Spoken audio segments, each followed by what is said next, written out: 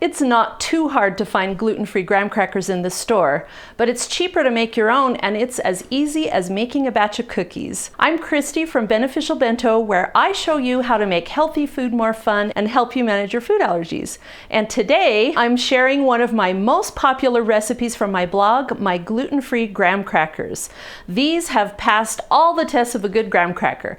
They've been used tons of times for s'mores, they've been dunked in milk, they've been used in lots of recipes, and I've even used them for gluten-free gingerbread houses. But the best test of all is my wheat-eating family members telling me that they like my homemade graham crackers better than the store-bought kind made with wheat.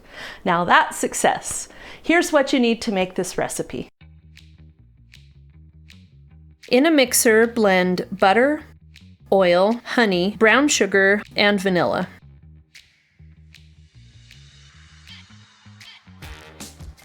In a separate bowl, stir together these dry ingredients: my brown rice flour blend, millet flour, you could also substitute sorghum flour if you can't find millet, coconut flour, xanthan gum, salt, cinnamon, and baking powder. Now pour the dry ingredients into the wet ingredients in the mixer, adding 1/2 cup to 3/4 cup water just until it forms a smooth workable dough. And by workable dough, I mean you can pick it up in your hands without it being too sticky or too dry and crumbly. Sometimes I knead it with my hands right in the mixing bowl, just a little bit until it feels right. After that, wrap it in plastic wrap or wax paper and chill it in the fridge for about 30 minutes to an hour or even a day if you need to. After it's well chilled, take it out and cut it in half or in thirds. It should look like this. Now here's how I like to roll it out. I spray a silicone mat with some cooking spray and sprinkle a little rice flour on it. I cover the dough with parchment paper and then roll it out right on the mat. That way I don't distort the shape too much. I can transfer the whole silicone mat into the cookie sheet. And it goes a lot faster that way too. Then I peel the paper away, adjust it, and roll it again. Now for the fun part.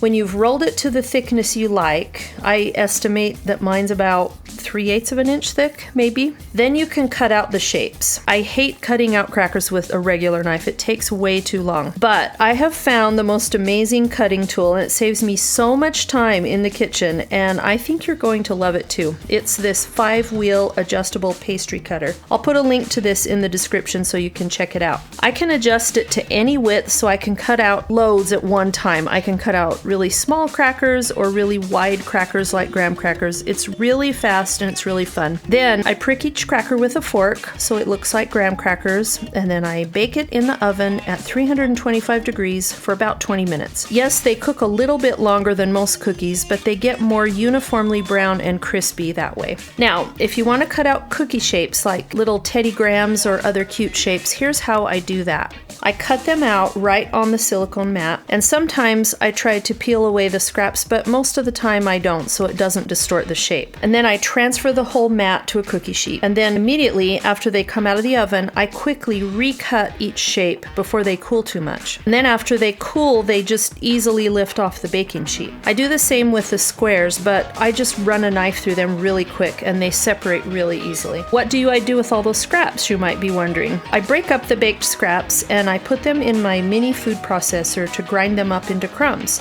And then I have a bag of crumbs ready to make a gluten-free crust for a cheesecake. So what did we learn today? Number one, if you can make a batch of cookies, you can make your own gluten-free graham crackers. Number two, if you are serious about making your own gluten-free graham crackers or any other square-shaped cracker or cookie or noodle, I highly recommend checking out the link to that 5-wheel pastry cutter. Number three, you can get a printed version of this recipe from my website by clicking on the link below. And number four, to get the instructions to make my brown rice flour blend that I use in this recipe and lots of other gluten-free recipes, download my PDF, Gluten-Free Baking for Beginners. It's absolutely free. You'll also find that link below. Thanks for joining me in my kitchen, and I will see you soon with another gluten-free video.